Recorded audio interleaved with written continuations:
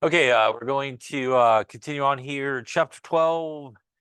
And last time we got into some organic groups, mainly towards the end there. We were talking about aldehydes and ketones. And again, a reminder that aldehydes have the functional group of carbon oxygen double bond, which is known as the carbonyl group, and a hydrogen. And that is its functional group right there. And ketones is typically a 3-carbon run in a row, with the center of those 3 carbons having also that carbonyl carbon, the carbon oxygen double bond. In terms of how we name these guys, that's an Al at the end of it when we name our aldehydes. Remember that what we talked about in terms of naming aldehydes is because it does have this hydrogen here. That functional group will always be at the end of the molecule, either one side or the other, because again, hydrogen can't be inside, otherwise we'll have too many electrons and too many bonds. Because of that, you do not need to give the location of where the carbon-oxygen double bond is located, but for everything else that may be attached there in terms of groups, you will use it as carbon number 1 in terms of numbering. So you do want to give it the lowest number, which would be carbon number 1 in this case. Opposite of that there is our ketone, and because you need those 3 carbons in a row, you'll never find the carbon oxygen double bond at the end. It's always got to at least be 1 in from the end to have basically 3 carbons in a row to make that functional group. These guys are going to end with ONE, and the additional thing that we do have to do on this, right around 5 or more carbons, is kind of what we do with our double bonds, triple bonds, and our OH groups. We do need to give the location of where we find that carbonyl group. Again, when you get to about 5 or more carbons, because there are multiple places where you could do that. But ONE at the end of it, we do get both of these guys really are produced from, again, an oxidation of a alcohol. Again, a primary alcohol. If you oxidize it, that is going to get you your aldehyde, which, as we also talked about, if you oxidize it one more time, you'll get a carboxylic acid. While if you take a secondary alcohol and you oxidize it like we talked about, that is going to get your ketone. And once again, we're not going to oxidize any further than that point. So that's sort of where we stop. Any questions on any of that stuff there? All right, so we left off somewhere. Let's go here. So talk a little bit more about some properties of aldehydes and ketones. Aldehydes and ketones, they can form hydrogen bonds with water molecules between the carbonyl oxygen and the hydrogen atoms in the water molecules. So that carbonyl carbon, that is the carbon oxygen double bond, it is a polar group with the carbon being more positive, the oxygen being more negative. So you have a kind of a polar group there. And that again allows it, when water comes by, to basically, through its positive hydrogen bond to the ketone or even the aldehyde through there. And again, it's able to basically do that. The hydrogen bonding, obviously the hydrogen is being supplied here by water. That also is going to make it pretty soluble in water because it's going to be able to interact well with water. Remember that things are pretty much soluble in each other when they use similar intermolecular so things are polar work well together, things are non-polar work well together. So they're very soluble when they have 4 or fewer carbons. So much like all organic compounds, even if they do have some of these parts of the molecule that can interact well with water, it's a polar group, able to hydrogen bond. The more of that non-polar part of the molecule that you build out with carbons and hydrogens. And for the case of aldehydes and ketones, again, around 4 or less, you're going to be okay with sort of the solubility in water. But again, as you build out more carbons that are nonpolar and to get that longer hydrocarbon chain, you're going to see a dramatic drop in solubility, and even though it still has those sort of groups.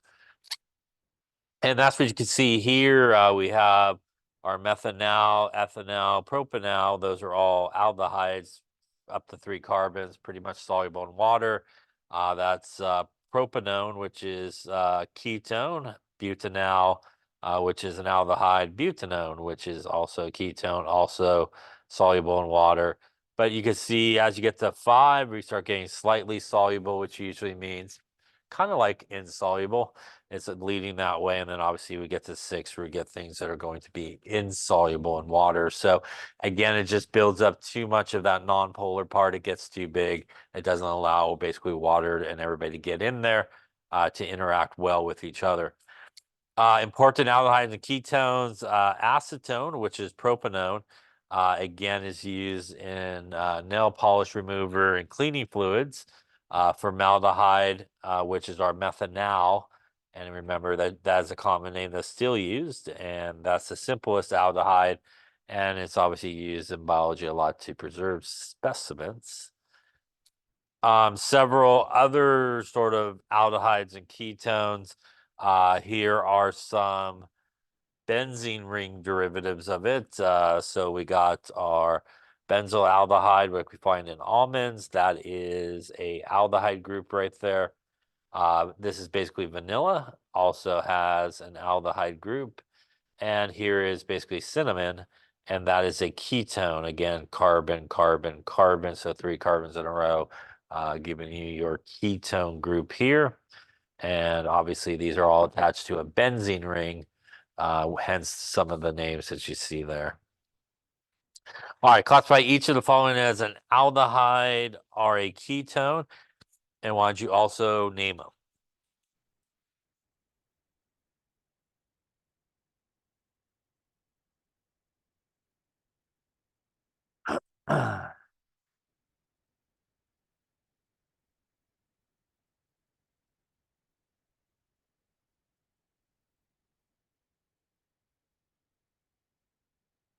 Okay, so let's take a look. We'll start with just identifying each of these. So looking at the first one here, hopefully you can see we got 3 carbons in a row with a carbon-oxygen double bond, which would make that a ketone, obviously. Going next door here, we see a carbon, hydrogen, and a double bond there, which would make that an aldehyde. Also here for C, we see the same functional group there, which is the carbon, hydrogen, and the double bonded oxygen. And lastly here, that's 1 carbon, 2 carbons, and 3 carbons, and again, a double bond off of there, which would make it a ketone. Any questions on identifying those there?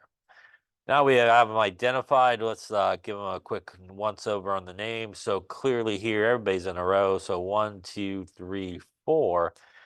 So that's going to be based off of butane. And this would then be butanone, O-N-E at the end. Again, this is 4 carbons. It's that 5 that you have to start giving sort of the location of the double bonded oxygen. Here we have 1, 2 carbons, which is based off of ethane, but it's an aldehyde, so that's ethanal, Al at the end of it. And here we have 1, 2, 3, 4. By the way, you could also get 4 if you go kind of here and then up, or you could go 4 there and down. Either way will get you basically 4. 4 is going to be based off of butane as well. But this is going to be butanal. Remember, we do not need to give the location of this functional group because it should be at the end. But for numbering purposes, it does need to be carbon number 1. And so that's carbon number 1. Be carbon number 2, which means carbon number 3 is where we have both of our methyl groups. So that's 2 methyl groups in the same compound. So that's going to be a dimethyl butanal, and we do need to give the numbers here. So that's going to be a 3, 3 dash dimethyl butanal. Any questions on that one there? Yeah. Yeah.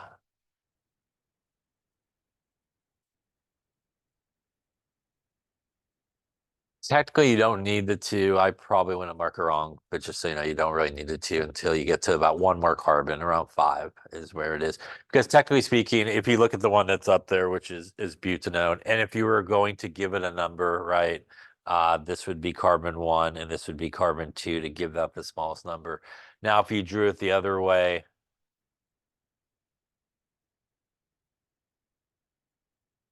and it looks like this would be numbered one and two. So no matter kind of which way you draw it, they're basically both going to be two. And that's why you really don't need the number for that one. But when you get to five, you technically do. So I probably wouldn't mark it wrong, but technically that's why you don't really need the number. Yeah. Other questions on that? All right, so coming here, obviously this whole thing here is our major part. And that is based off of cyclohexane. This is going to be cyclohexanone, right? O-N-E, as we have our ketone group there. Any questions on that there? Okay. All right, so give the name of these guys here. Why don't you also draw, let's do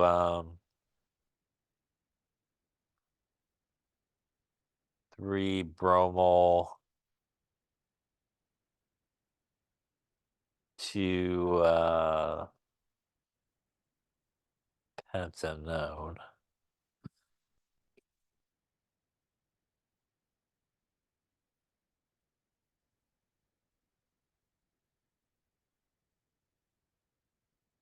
And we'll do 4-ethyl 2-methyl. And let's do, around that room, we'll go underneath it, hexanal.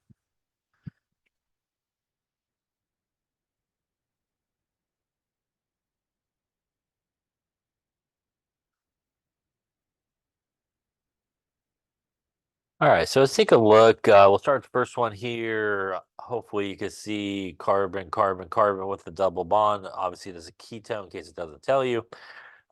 We could just run straight across here. It looks like it's gonna win. 1, 2, 3, 4, 5, 6. So that's gonna be hexanone. We do need to in this case because it's obviously 5 or more carbons, give the location of where the double bonded oxygen is. And in this case, we obviously want to give it the priority in the smaller number. So numbering kind of right to left there, we'll put it at number 2. So that's a 2-hexanone. Any questions on that one there? Coming to the bottom, also we see carbon, carbon, carbon with the oxygen double bond gives us our ketone. On this one, we can also go straight across, but remember the guy at the end is a chlorine, not a carbon. So that is a chlorine there at the end. That means we actually only have 4 carbons, and that's going to be butanone. Here, we actually do not need to give the number of the carbon-oxygen double bond, but we still want to give it the smallest number, which would mean we would want a number right to left here. And that's important for where our chlorine will end up, which is now at carbon number 4. And this should be 4-chloral butanone. Any questions on that? Yeah. Yeah, so again, with a ketone, you really don't need to start giving the number until about the 5th carbon when they have 5 or more carbons. Yeah. Other questions on that there? I'm sorry. Only with ketones, you don't have to give a number until you get about 5 or more. Yeah. And with aldehydes, you never have to give the number because it's always at the end. So, but it's always number 1 in terms of numbering everybody. You know. Other questions? Oh, I'm sorry.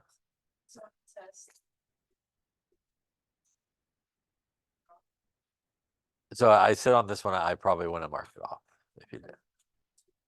Yeah, I could see how you might put it on there. You'd probably be okay. Yeah. But in reality, anything less 4 or less doesn't really need the number or something like that. So other questions? All right.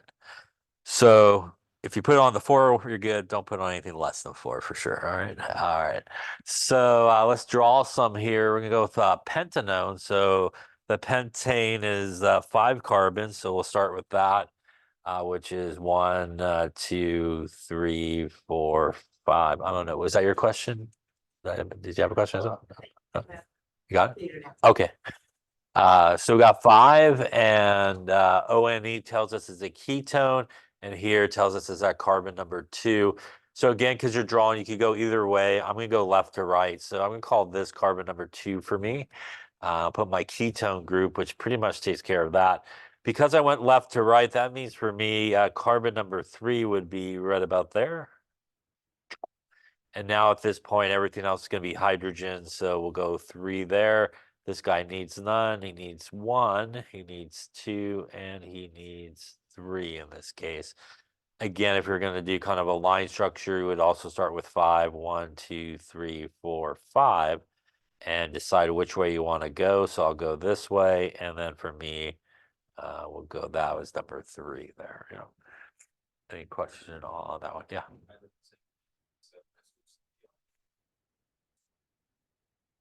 You switch the BR and the O. Uh,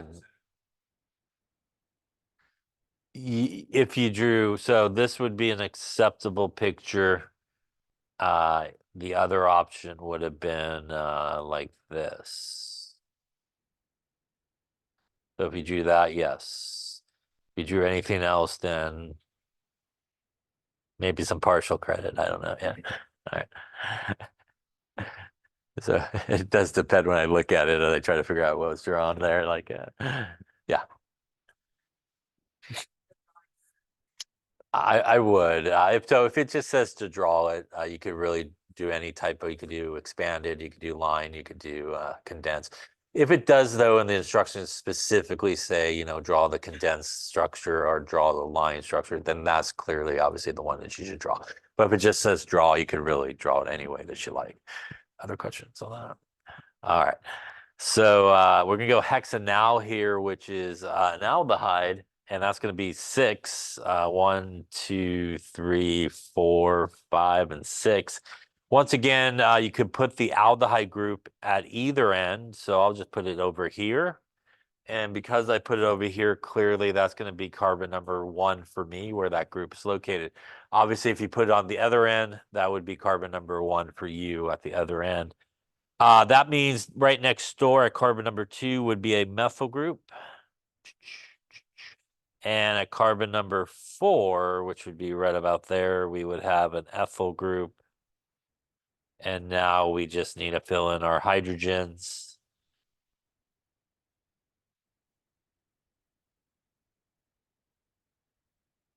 And there we go. Yeah.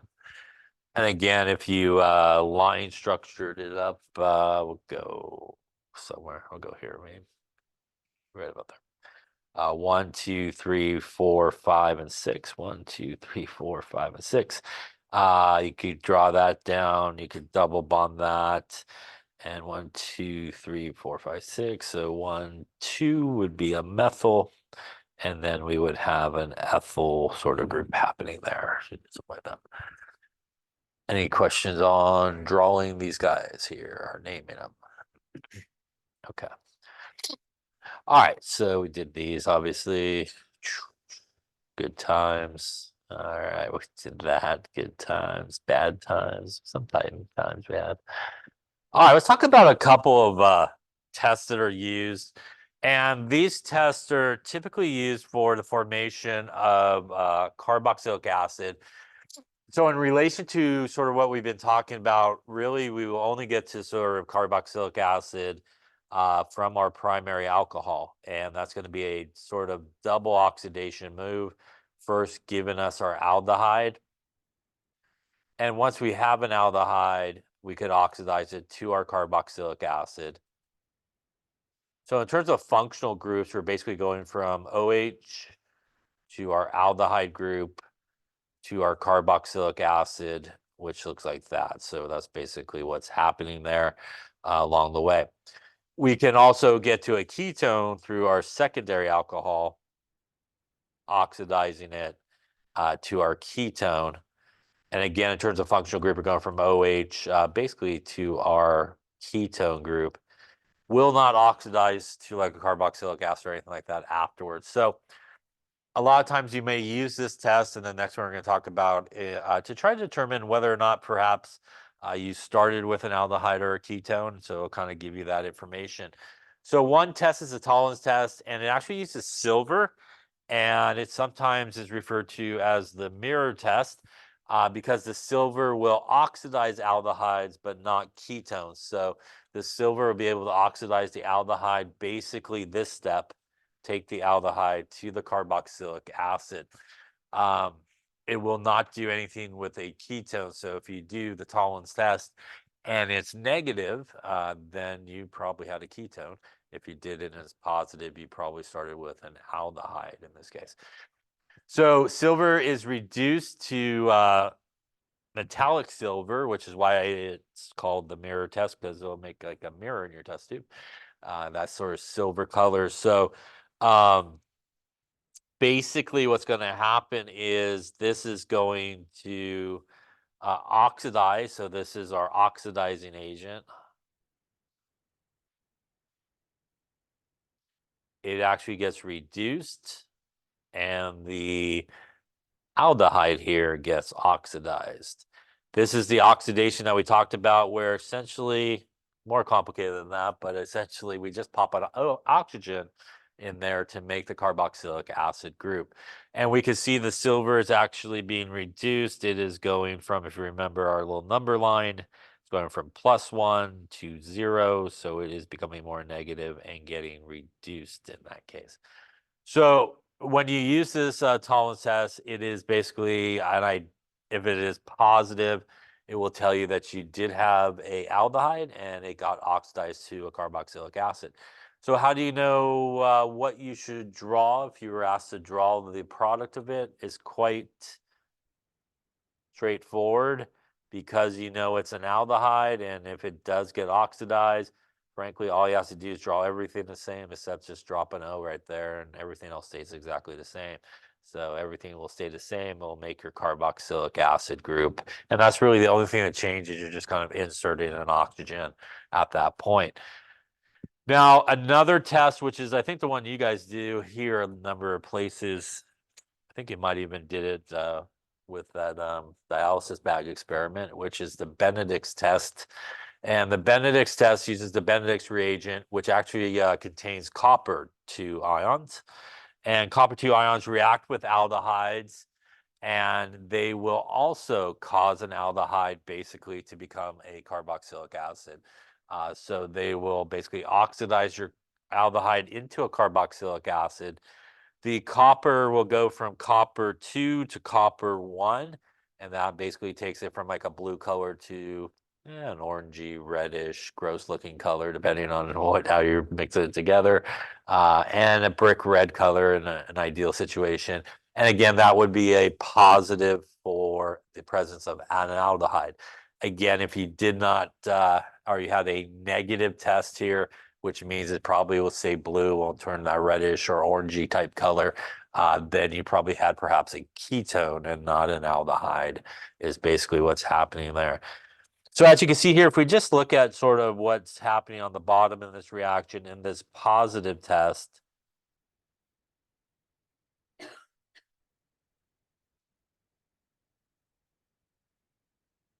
and we're doing our Benedict's reagent here.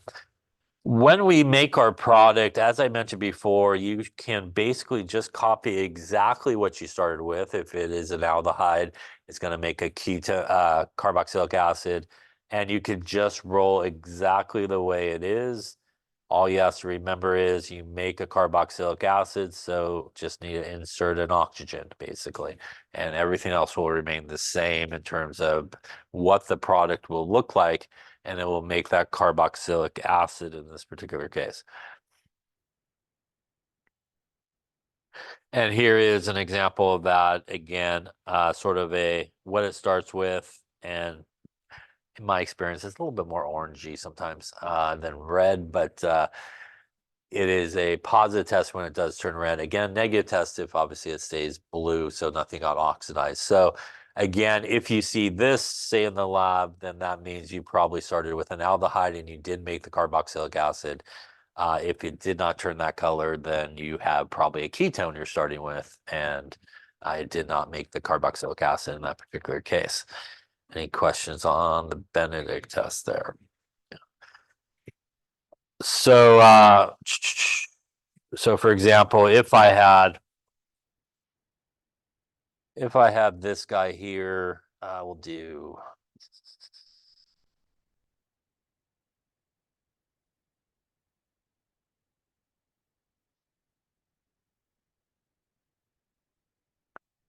And I hit it with Benedict's reagent here, draw the product. And if I had this guy,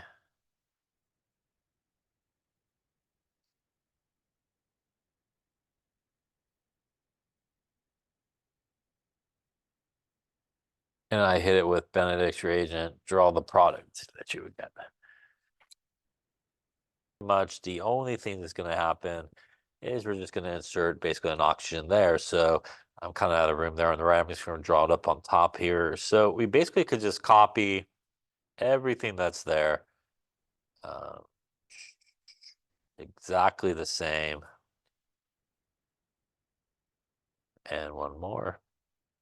And here we just need to insert that oxygen.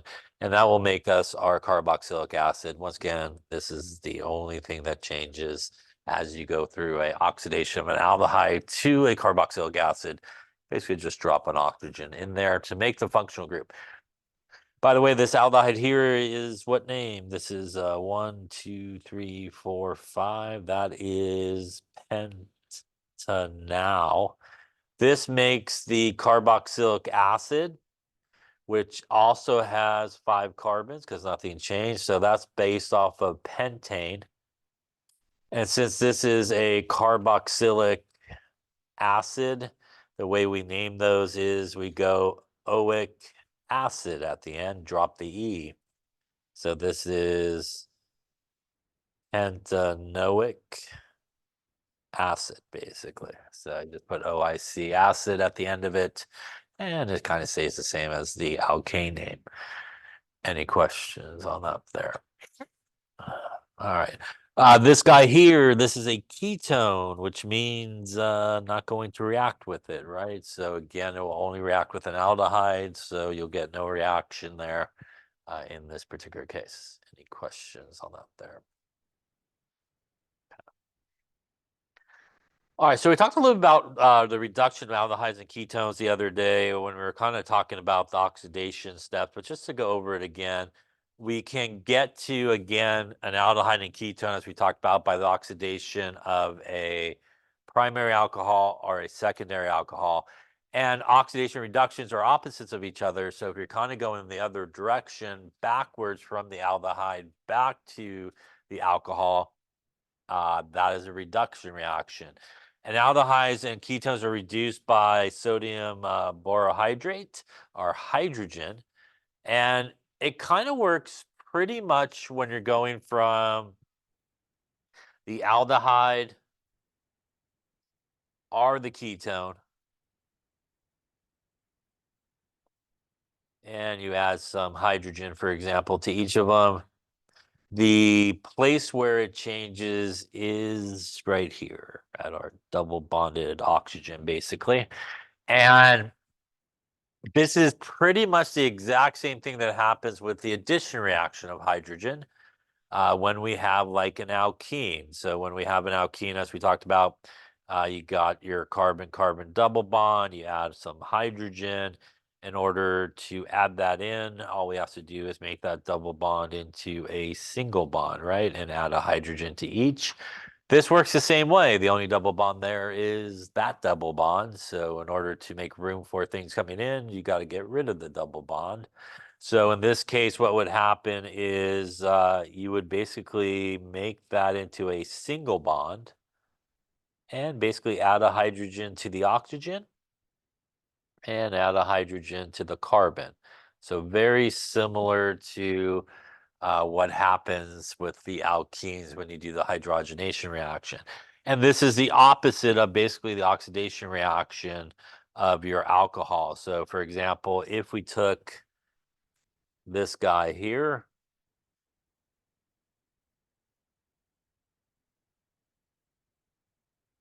and we add some hydrogen to it, which is our reduction reaction, absolutely positively nothing's going to change except right there. We're just going to make it into a single bond here to make room for it. And when we do, we would draw everything exactly the same. We would again just make that into a single bond. And now we have a place to put our hydrogen. So we'll put a hydrogen there and we will put a hydrogen here. This goes from an aldehyde back to a primary alcohol, right? Where it came from. By the way, going in this direction is the oxidation. If I started with the primary alcohol and I oxidized it, I get an aldehyde. If I reduce it by sending it back the other way and put the hydrogens back on, I get back the primary alcohol. So they are basically reverses of those reactions we talked about earlier. Same thing with our ketone. If I had a ketone again, like this, for example, and I add hydrogen to it, is going to go through a reduction reaction. And once again, that is the only thing that changes. Everything else will be exactly the same. We're going to make it into a single bond to make room. And once again, once we do that, we will now have room for those hydrogens basically to come in. We'll pop a hydrogen there and pop a hydrogen there. That is a secondary alcohol, right? And that is a ketone. Again, going in this direction is our oxidation step. If we started with a secondary alcohol, we remove those two hydrogens we just put back on, and we'll get back our ketone. Any questions on those there? All right, so why don't you try one? Why don't you do this one here?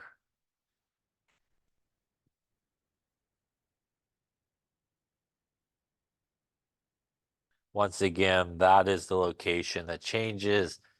As we talked about previously, you pretty much have 98% of the structure you need to draw right in front of you. So don't overlook that and just draw what it looks like. So again, just going to draw it exactly the same. Just going to make room for what's coming in by making that into a single bond. Now at this point, we are good to go to add. I'll go different color here. And again, you also want to just remember hydrogen to the oxygen and a hydrogen to our carbon in this case. And at this point, we then just made our primary alcohol here, right, in this particular case. Any questions on that one there? Here we have a ketones, carbon, carbon, carbon. Once again, this is no different. That is the only thing that's going to change. And it's going to change the same way. We're going to, make it into a single bond. And at that point, we now have room for our hydrogen. We will go there. And you don't necessarily need to draw the hydrogen, but just for reference plate, it goes there. That takes us from cyclohexanone, right, to cyclohexanol, right, a secondary alcohol on the right-hand side. Any questions on those? Yeah. So the H at the bottom of the cyclohexanol, Yeah. we were to put it like inside of the. As long as there's a line to that carbon, you're good. Or frankly, you could even leave it off in this particular case because it's implied that it's there. Yeah. Other questions? All right. Then there we go. Take a look at this one. Select the product that you should get here. Okay. So this is where it's helpful to know, what things are and what you get if you do something in terms of a reaction to those things. Let's start with on the left there.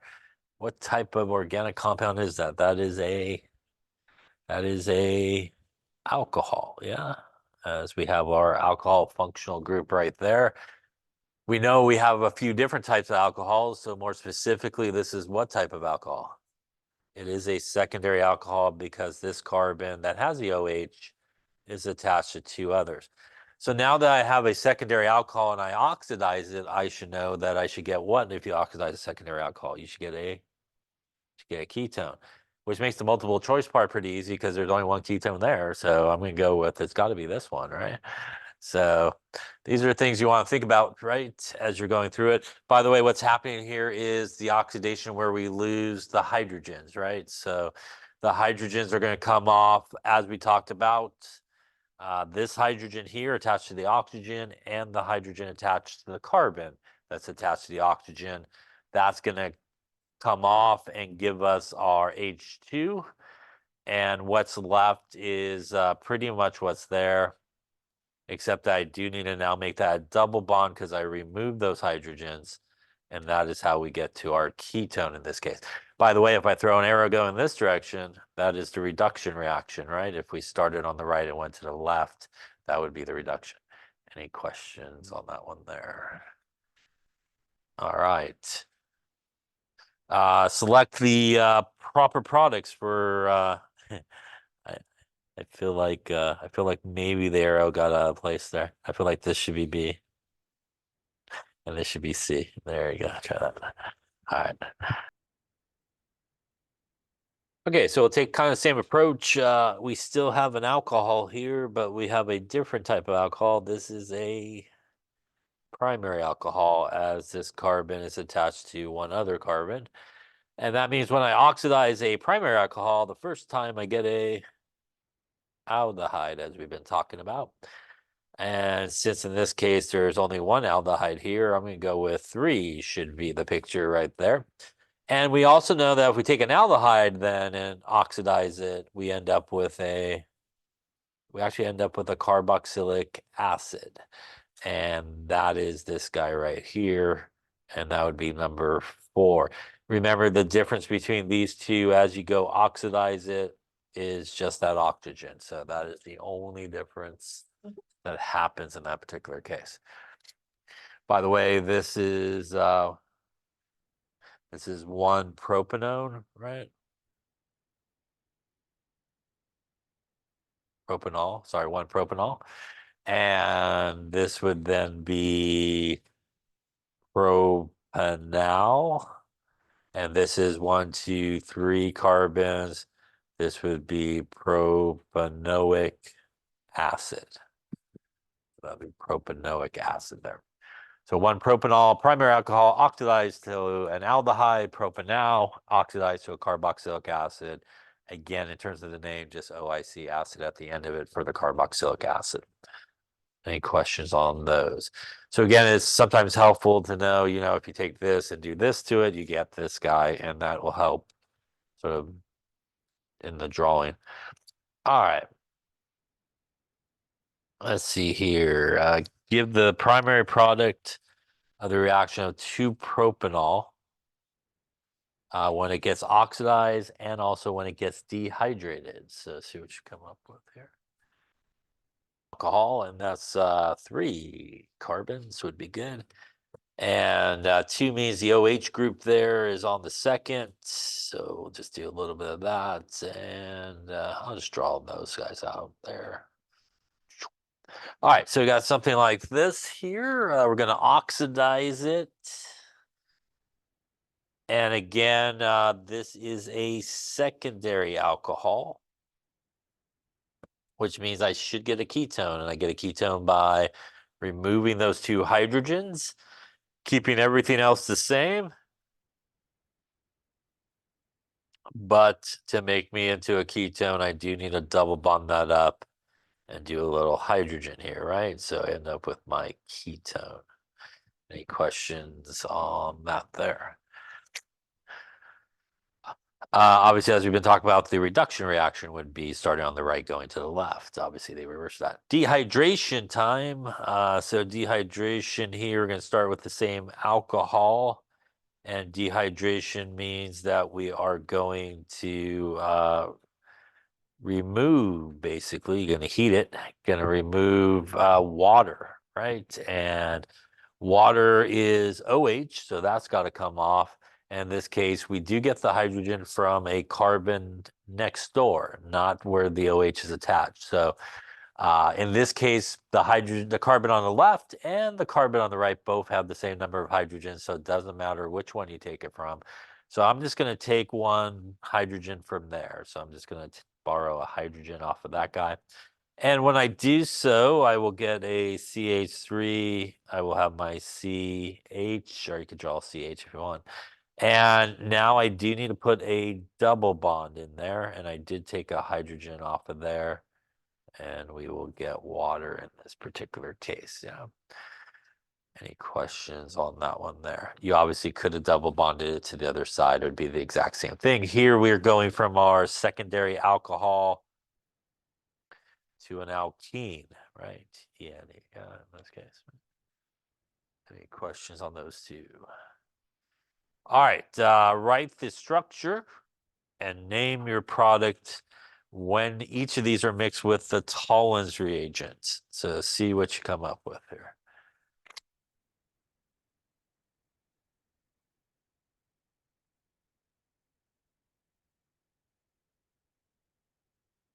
Tollens, Benedict's reagent, you choose, whichever one you like.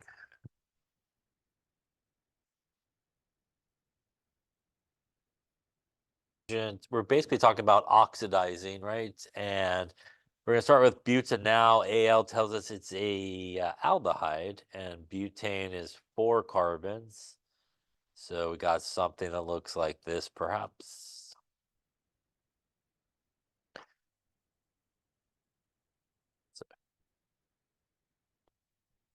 And basically, we just want to know, will it basically oxidize? And if you're using toluenes, you'd be using silver. If you're using Benedict's reagent, you'd be using copper to do so. And the answer is yeah, because this is an aldehyde and it should oxidize to a carboxylic acid. And once again here, nothing's going to change except this is the part where we just insert the oxygen basically here. So we'll have CH3, CH2, CH2, C double bond O, OH. Again, inserting that oxygen there. That takes us from butanal, which was based off of butane, to our carboxylic acid, which basically dropped the E and put oic acid. This would be butanoic acid. Any questions on that one there? Ethanal, also an aldehyde. Ethane is 2 carbons, so we would have something like this to begin with. And this guy will also oxidize. And once again, we're going to go from our aldehyde to our carboxylic acid. So not going to get too fancy with it other than making sure I put my oxygen in there so I do get the carboxylic acid basically.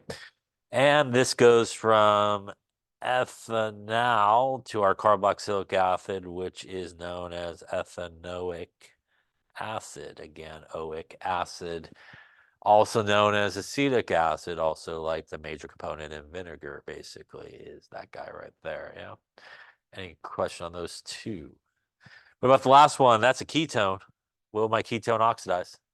It will not. Yeah. So no reaction happening in that particular case. Any questions? Yeah.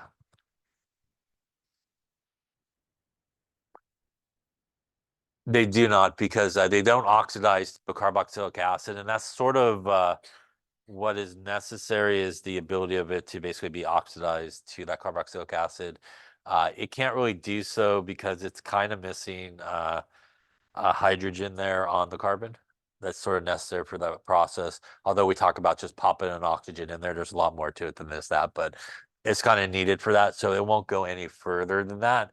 And again, for example, like the lab, I think is how you can use that to determine if you had an aldehyde versus a ketone to start with, whether they got a positive or negative test. Yeah. Other questions? All right. Couple more things here just to finish up. 2 other types of reactions that aldehydes and ketones undergo. So if we take an aldehyde, we'll just do a nice simple one here so I don't have so much to draw. We'll take an aldehyde And if we add to this aldehyde an alcohol, and we'll just do a nice little simple one as well. Now we'll do methanol here.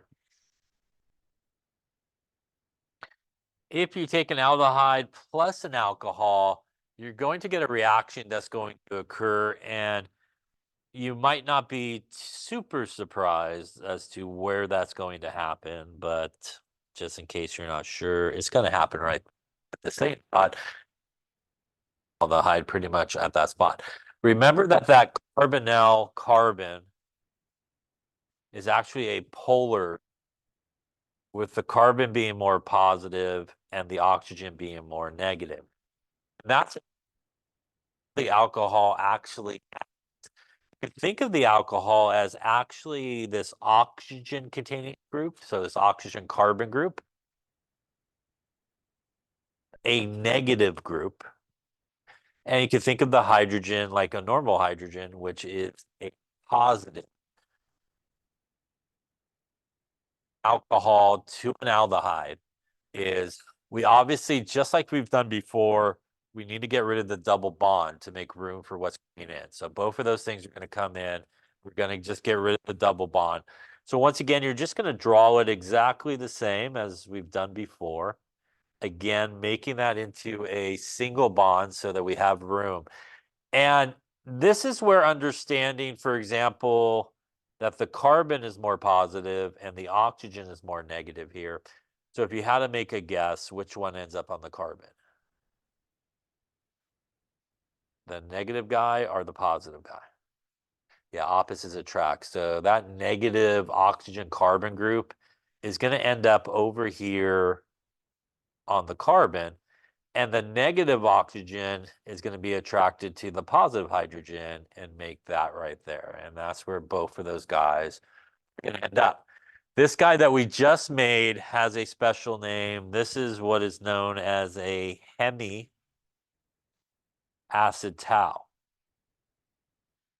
That's not the specific name of that particular compound, but that's the group type name of that type of compound. What makes something a hemiacetal is you need on a carbon here, you need on that carbon a OH group, you need a oxygen carbon type group, and you need a hydrogen, and that's something a hemiacetal. And that's these three groups right here. Basically, you have an OH group on that carbon, you have a hydrogen, and you have that oxygen carbon group, basically. And that's what makes something a hemiacetal. Now, if you add one alcohol to an aldehyde, that is what you get.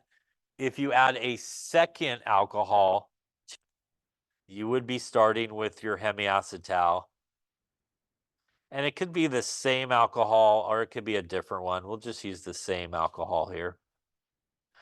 So we're going to add one more alcohol here.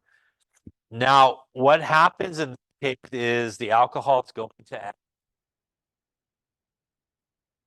the same way, which means this part of it's going to add, and again, we're going to have a hydrogen.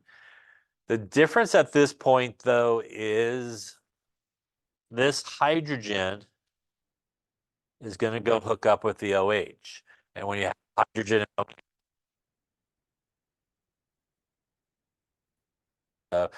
guys are going to come together. Water.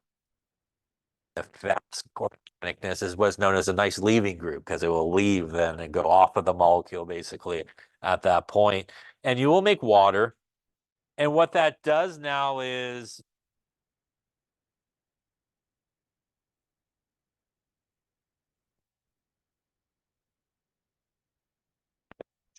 open to accept this negative guy. And that carbon, by the way, just became a lot more positive when that OH group left. So now it's really positive at a point. And that's going to pop on another oxygen carbon group. And this type of compound that has this sort of setup is what's known as an acetal.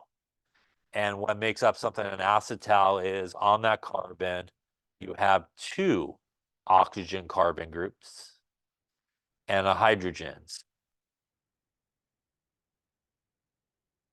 You have two of these oxygen carbon groups, and you still have that hydrogen there originally from the aldehyde. Add one alcohol to an aldehyde, it kind of stops halfway, and you get this hemiacetal. About it, OH group. That's pretty much when you see the word hemi, should have an OH group on that carbon. If you add two alcohols, it will go all the way to the end here and make what's known as an acetal. No hydroxide, no OH group on that. Question on that one there. Now, a ketone could do pretty much the identical type of reaction when you react a ketone with just a very simple ketone, and maybe not a highlighter. So if we take a ketone here, and we'll do the same thing, we're going to add an alcohol to it, and I'll just do a different alcohol here. We'll just do ethanol, for example. It is going to work pretty much the same way. We're going to pretty much focus right here. It's going to happen. And our alcohol is going to add the same way as before. This is going to be kind of a negative oxygen carbon group.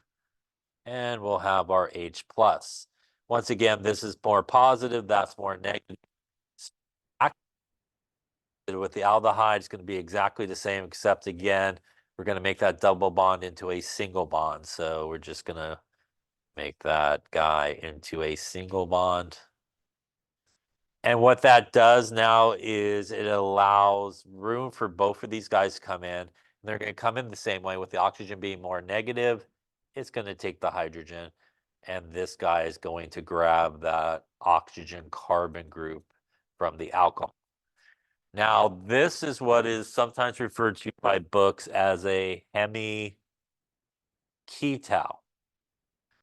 And some books just also call this a hemiacetal as well. So it depends on your book. But classically, this is what is known as a hemiketal. Hemiketal because it started out as a ketone, yeah? The other one is an acetal because it started out as a hemiketal here. On that carbon, you have a OH group, hence the hemi part of it. You have a oxygen carbon group, and you have no hydrogen on that carbon because it started out as a ketone. So there's no hydrogen on that carbon. And again, these are the main parts of this guy, OH, oxygen carbon. Once again, there is no hydrogen on that carbon there. And that's what makes it a hemiketal. Now, added another alcohol to it, or you added just two alcohols to begin with. This hemiketal will also react just like we saw previously. And again, we could use the same alcohol or maybe even a different alcohol, but we'll just use the same alcohol in this example here. And just like it did with the aldehyde at this point, it's still going to add the same kind of two ways. But just like before, we're going to take those two guys and we're going to get rid of the OH off of that carbon. And again, we're going to make water. And then once we make that water, pretty much everything here stays the same. So we'll have our CH3, our C, our CH3, our O, CH2, and CH3. Again, this carbon now becomes very positive, and that's going to allow this guy basically to come in, that negative guy, and we will this oxygen carbon group here. And this guy is what is sometimes referred to as a ketal, basically. It's very similar. It has basically two oxygen carbon groups, no hydrogen on the carbon. And again, that is these guys here. Oxygen, carbon, no hydrogen on that guy. So if you ketone add just one alcohol, you get a hemiketal, which will be that OH sort of intermediate. If you add two alcohols, it'll go all the way and basically put on to oxygen carbon groups. Any questions on those there? Okay, so this is great. Then let's take a look. So we are going to add ultimately 2 alcohol, and they will add one.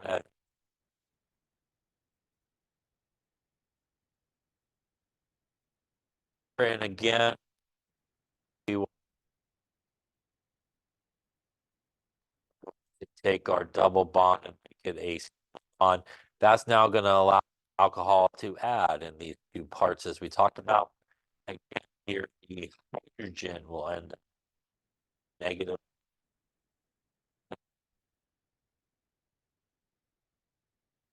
on the carbon, and this will give us our hemiacetal because there's an OH group, a hydrogen, and an oxygen carbon group all on the same carbon. Any questions on that one there? That would be obviously H. B would be when we take the second alcohol that's there, and that second alcohol will add to this guy. And this is the one where we'll still add really the same way. If you want to think about it this way, we will then take these 2 guys here together to make our water. Once we do that, everything here will remain the same. So CH3, CH2, CH2,